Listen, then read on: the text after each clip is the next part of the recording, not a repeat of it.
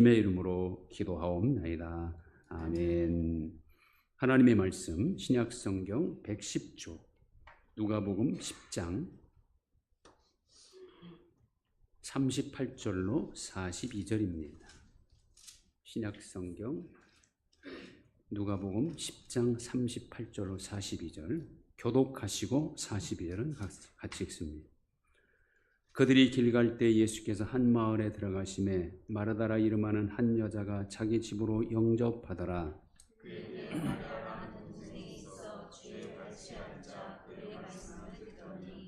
마르다는 준비하는 일이 많아 마음이 분주한지라 예수께 나아가 이르되 주여 내 동생이 나 혼자 일하게 두는 것을 생각하지 아니하시나이까 그를 명하사 나를 도와주라 하소서.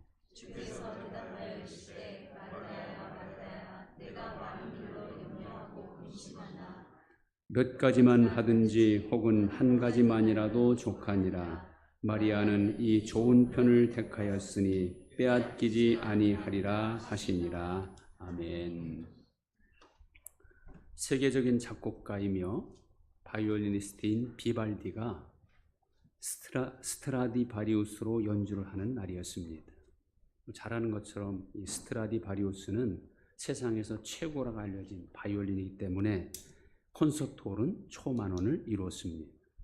이윽고 연주가 시작되었고 청중들은 비발디의 선율에 빠져들었습니다. 청중들은 생각합니다. 역시 악기가 좋으니까 저렇게 멋진 소리가 나는구나 라며 감탄했습니다. 근데 비발디가 연주하다 말고 바이올린을 높이 쳐들더니 바닥에 내리칩니다. 바이올린이 산산이 부서졌습니다. 청중들은 놀라서 소리치며 자리에서 일어났습니다. 그때 사회자가 조용한 목소리로 이렇게 말합니다. 놀라지 마십시오. 저 바이올린은 스트라디바리우스가 아닙니다. 싸구려 바이올린입니다. 비발디 선생이 바이올린을 깨트린 이유는 참된 음악은 악기에서 나오는 것이 아니라는 것을 여러분에게 분명히 보여드리고자 한 일입니다.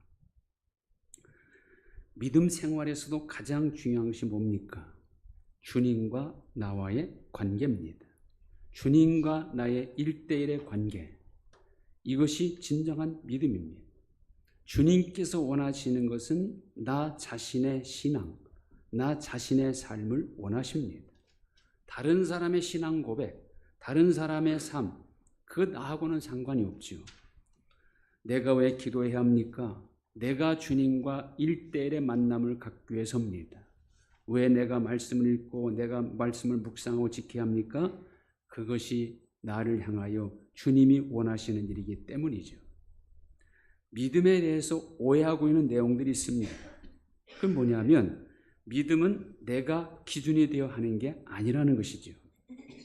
진정한 믿음은 믿음의 주이신 주님을 좋게 하는 것이고 훨씬 더 많은 경우에 주님이 좋아하시는 편을 선택하는 것이 믿음입니다. 옛날 어느 마을에 효자와 불효자가 살고 있었습니다. 마을에서는 효자에 대한 칭송이 대단했고 이 불효자에 대한 비난이 또한 심했습니다. 어느 날 꾸짖음만 듣던 불효자가 나도 효자처럼 행동해서 칭찬을 받으리라 라고 마음먹었습니다. 그래서 그는 효자가 어떻게 하는가 그 행동을 가만히 지켜보았습니다. 근데 효자가 하는 행동은 뜻밖에도 아주 쉬워 보였습니다. 아침에 일어나면 아버지의 옷을 입고 있다가 옷이 따뜻해지면 아버지에게 내어드리고 밥상에 들어오면 음식이 상했나 먼저 먹어보고 밤에는 아버지 잠자리에 누워 잠자리를 따뜻하게 해드리는 그런 일을 하는 겁니다. 이 불효자는 자신을 갖고 집으로 돌아와 효자에게서 본 바를 그대로 행동에 옮깁니다. 그런데 칭찬은커녕 웬걸 더 심한 호통을 듣습니다. 이 무례한 놈이 어디 감히 어른의 옷을 입어. 점점 어른보다 먼저 수저를 들다니 점점 못된 일만 하구나.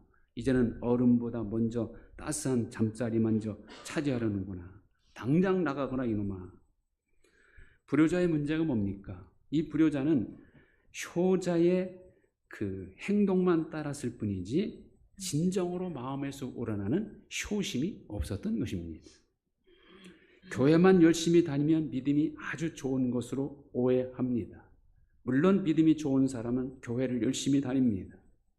근데 우리가 알아야 할 건요, 믿음 없이도 교회는 열심히 다닐 수 있고 주님을 향한 진정한 믿음 없이도 교회를 얼마든지 할 수 있습니다. 목사일도 할 수 있고 장로, 권사, 집사일도 할 수 있고 심지어 총회장, 노회장 다 할 수 있습니다. 교회를 열심히 나온다고 다 믿음이 좋은 것이 아닙니다. 어떤 사람은 사람 만나기 위해서 열심히 다니는 사람도 있고 어떤 사람은 자기 사업에 유익을 얻기 위해서 사람들에게 눈도장 찍으러 다니는 사람도 있습니다. 남들이 다니니까 어떤 곳인가 구경하기 위해서 다니는 사람도 있습니다. 진정한 예배 드림은 없이 또 일만 열심히 하는 사람도 있죠.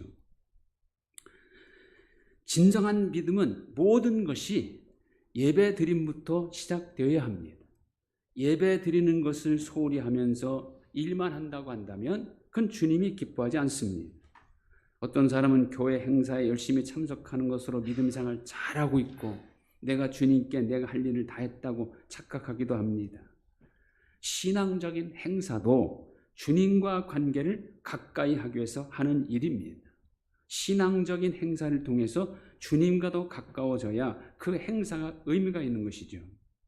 신앙적인 행사에 아무리 많이 참석해도 주님과의 관계가 가까워지지 않는다면 그것이 무슨 의미가 있겠습니까? 눈물의 선지자 에레미야가 에레미야서 7장에서 이스라엘 민족을 향하여 두 가지 책망을 합니다. 하나는 말씀에 대하여 불순종하는 것을 책망하죠. 에레미야서 7장 13절 내가 너에게 말하되 새벽부터 부지런히 말하여도 듣지 아니하였고 너희를 불러도 대답하지 아니하였느니라. 또 25절 보면 너희 조상들이 애굽 땅에서 나온 날부터 오늘까지 내가 내 종 선지자들 너에게 보내되 끊임없이 보내었으나 너희가 내게 순종하지 아니하며 귀를 기울이지 아니하고 목을 굳게 하여 너희 조상들보다 악을 더 행하였느니라. 말씀 듣지 않은 것을 책망하고 또 하나는 위선적인 성전 예배에 대해서 책망합니다. 성전에는 부지런히 나옵니다. 그러나 그들의 삶의 모습은 거짓말을 일삼고 도적질, 살인, 간음, 우상숭배, 다른 신들을 쫓아갑니다. 그러면서 성전에 나오는 것, 그것으로 구원을 얻게 될 것이라고 단정을 하죠. 7장 10절에 보면 내 이름으로 일컬음을 받는 이 집에 들어와서 내 앞에 서서 말하기를 우리가 구원을 얻었나이다 하느냐 이는 이 모든 가증한 일을 행하려 함이로다. 성전에 나와서 있는 것 그 자체가 우리가 구원을 얻었다라고 착각하고 있다는 거예요. 성전에만 나오는 것으로 구원받을 수 있습니까? 교회에서 직분을 맡고 있는 것으로 구원받을 수 있습니까? 어떤 사람은요, 자기의 신앙적 행위를 자랑하는 사람이 있어요. 남들보다 더 신앙적인 행위를 많이 한다고 그렇게 못하는 사람을 정죄하거나 그런 사람에게 자랑하는 순간 그것은 교만의 근거가 됩니다. 자기 자신에게 아무런 유익이 안 됩니다. 오히려 교만의 근거가 된다면 그것이 그를 망하게 하는 것이죠. 사람에게 보이려는 의로 전락하고 맙니다. 다른 사람보다 성경을 많이 읽는다고 읽지 못하는 사람에게 자랑하거나 그를 책망한다면 성경 많이 읽는 것이 오히려 그를 교만하게 만드는 거죠. 기도를 오래 하는 것, 많이 하는 것, 크게 하는 것 다 좋습니다. 그러나 나보다 오래 못한다고, 많이 안 한다고, 작게 한다고 비난하거나 비판한다면 그 기도는 다른 사람을 죽이는 무기로 사용하는 꼴이 되고 마는 것이죠. 기도를 왜 합니까? 진정한 기도는요, 나 자신을 하나님께 대면시키는 겁니다. 기도를 통해서 우리는 나를 깊이 알고 하나님 앞에서 나를 발견할 수 있습니다. 그러므로 진정한 기도는 겸손하게 만들고 전적으로 하나님을 의지하게 만듭니다. 내 할 이야기만 잔뜩 쏟아놓는 게 기도가 아니에요. 어떤 사람은 하나님을 향해 호통을 치는 것이 기도인 줄 착각합니다. 기도는 하나님의 임재를 체험하는 것이죠. 기도하는 자세, 기도하는 소리만 들어봐도 하나님과 대면하고 있는 것인지 아니면 자기 할 말만 쏟아놓고 있는 것인지는 우리가 알 수가 있잖아요. 두 사람이 성전에 기도하러 갑니다. 하나는 바리새인, 또 하나는 세리. 바리새인은 이렇게 기도하죠. 바리새인은 서서 따로 기도하여 이르되 하나님이여 나는 다른 사람들 곧 토색 불이 간음을 하는 자들과 같지 아니하고 이 옆에 있는 이 세리와도 같지 않음을 감사하나이다. 나는 일회에 2번 금식하고 또 소득의 11조를 드리나이다. 이건 기도가 아니죠. 자기가 하고 있는 것을 자랑하고 있습니다. 사람에게 자기는 이렇게 한다는 것을 보이기 위한 과시입니다. 여러분, 하나님 앞에서 나라는 존재 회개할 것밖에 없잖아요. 그런데 이 바리새인은 나는 하면서 자기가 하고 있는 금식과 11조를 자랑합니다. 이런 기도를 하나님께 받으시겠습니까? 또 한 사람 세리는 이렇게 기도하죠. 세리는 멀리 서서 감히 눈을 들어 하늘을 쳐다보지도 못하고 다만 가슴을 치며 이르되 하나님이여 불쌍히 여기소서 나는 죄인으로서이다 하였느니라. 세리는 지금 하나님과 대면하고 있습니다. 그러니까 하나님 앞에서 나는 죄인일 뿐이라고 고백하는 거죠. 그리고 하나님이여 나를 불쌍히 여겨달라고 그렇게 간구하지 않을 수가 없는 겁니다. 이 두 사람의 기도에 대해 주님께서 분명히 선언하죠. 내가 너에게 이르노니 이에 저 바리새인이 아니고 이 사람이 의롭다 하심을 받고 내려갔느니라. 구원은 오직 믿음으로만 받습니다. 오직 주님이시고 그리스도이시고 하나님의 독생자이신 예수님을 믿는 믿음으로만 구원받습니다. 하나님은 이것 외에 다른 방법이나 다른 길을 주신 일이 없습니다. 누구든지 이 길을 가지 않으면 구원받을 수 없습니다. 아무리 권력을 많이 가진 사람, 아무리 지식적으로 많은 공부를 한 사람, 아무리 많은 재물을 가진 사람이라 할지라도 누구든지 이 길을 가지 않으면 절대로 구원받을 수 없습니다. 예외가 전혀 없습니다. 그러므로 믿음이 가장 중요한 것입니다. 믿음은 주님이 좋아하시는 것을 선택하는 것이죠. 자, 오늘 읽은 말씀에서 주님은 그것을 분명히 밝히십니다. 오늘 말씀에 두 여인이 등장합니다. 하나는 마르다 언니, 하나는 동생 마리아입니다. 요한복음 11장 5절에 의하면 이 두 자매 그리고 그의 오라비인 나사로는 예수님께서 본래 사랑하던 사람들이라고 기록하고 있습니다. 베단이라는 동네에 살던 사람들로서 예수님께서 이 베단에만 오시면 항상 그 집에 머무르셨던 것으로 보입니다. 오늘 38절에 나오는 한 마을이 바로 베단입니다. 이날도 예수님이 베단에 오시자 마르다는 예수님을 자기 집으로 영접하죠. 그리고는 마르다는 뭘 합니까? 40절. 마르다는 준비하는 일이 많아 마음이 분주한지라. 뭘 준비했습니까? 헬라어로 여기 준비하는 일은 곧 봉사를 말합니다. 마르다는 마음이 분주하게 봉사하는 일을 한 겁니다. 아마도 예수님을 대접하기 위한 음식을 준비하기 위해서 마음이 분주했을 겁니다.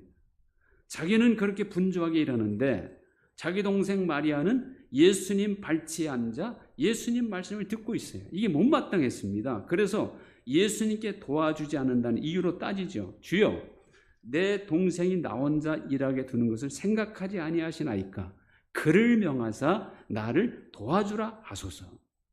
마르다가 이렇게 따지는 듯이 말하는 의도가 뭡니까? 세 가지 의도가 있어요. 첫째는 자기를 돕지 않는 마리아에 대한 원망, 또 하나는 자기에게 무관심하신 예수님에 대한 원망, 그리고 세 번째는 자기가 더 많고 중요한 일을 하고 있다는 과시가 포함된 말입니다.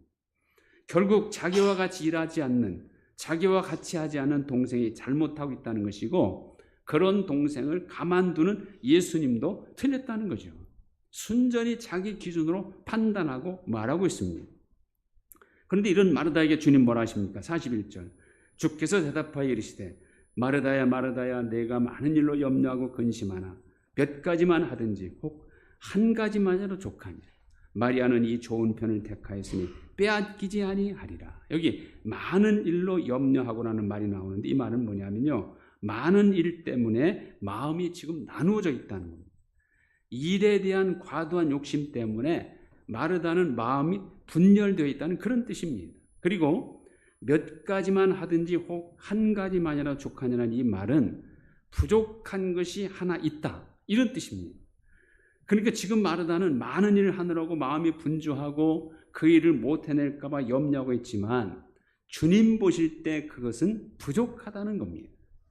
마르다는 분명 주님을 대접하기 위해서 분주하게 일하는 것을 주님이 좋아하실 줄 알았을 것입니다. 나름대로 주님을 기쁘시게 해드리기 위해서 열심히 봉사한 겁니다. 그러나 중요한 것은 내가 좋아하는 것보다는 주님이 좋아하는 것이 더 중요하잖아요. 내가 아무리 좋아하고 그래서 내가 좋아하는 것을 많이 열심히 해도 주님께서 좋아하지 않는다면 그럼 무슨 소용이 있겠습니까? 더욱이 마르다는 자기처럼 일하지 않는다고 동생을 못마땅히 여기고 심지어 그런 동생을 가만두는 예수님까지 원망하고 있는 것이죠. 뭐가 더 중요한지를 망각하고 있습니다. 우리도 이런 경우가 있지요. 주님을 기쁘시게 한다고 나름대로 열심히 일을 하는데 그것이 자기의 과시가 되고 그렇게 못하는 사람을 못마땅히 여기는 판단 기준이 되어버리고 나중에는 예수님을 향해서도 원망하는 경우가 있습니다. 자, 그런데 이런 마르다와는 달리 마리아는 뭘 합니까? 39절. 그에게 마리아라는 동생이 있어 주의 발치에 앉아 그의 말씀을 듣더니, 이 말씀을 듣더니라는 표현은 다른 일에 관심을 돌리지 않은 채 열심히 계속해서 말씀을 경청하고 있는 것을 의미합니다. 지금 마리아는요, 오직 주님의 말씀에만 집중하고 있는 겁니다. 그것도 어디서요? 주님의 발치에 앉아서.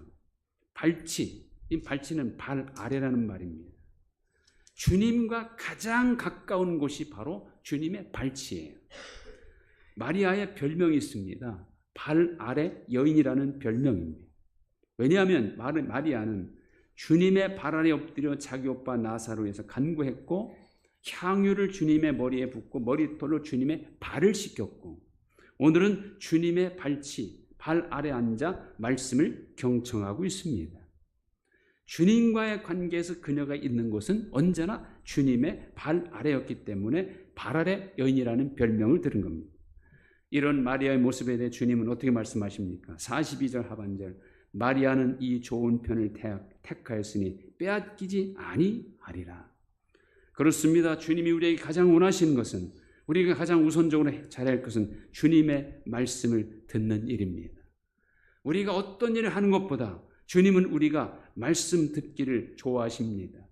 왜냐하면 그것이 믿음이기 때문이죠. 믿음은 들음에서 나고 들음은 그리스도의 말씀으로 말미암느니라. 마리아는 지금 믿음의 행위를 하고 있는 겁니다.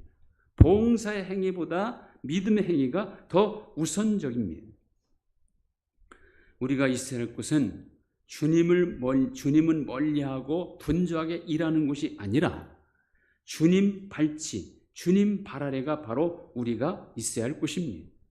주님 발 아래에서 말씀을 듣고 주님 발 아래에서 주님께 간구해야 합니다. 언제나 우리가 가장 먼저 있어야 할 곳, 가장 열심히 찾아야 할 곳이 바로 주님의 발 아래여야 합니다. 주님의 발 아래 구원이 있고 은혜가 있고 축복이 있습니다.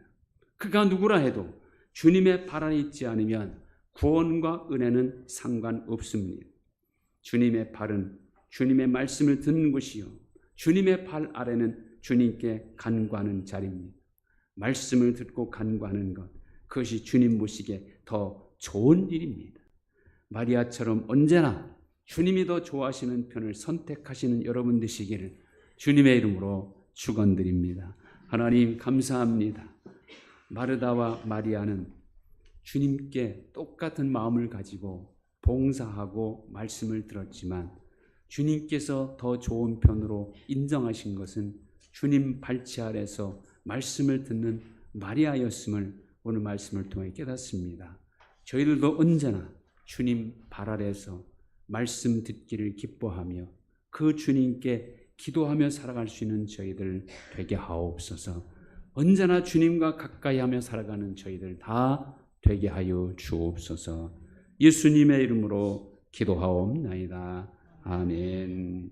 다 같이 일어나셔서 찬송가 545장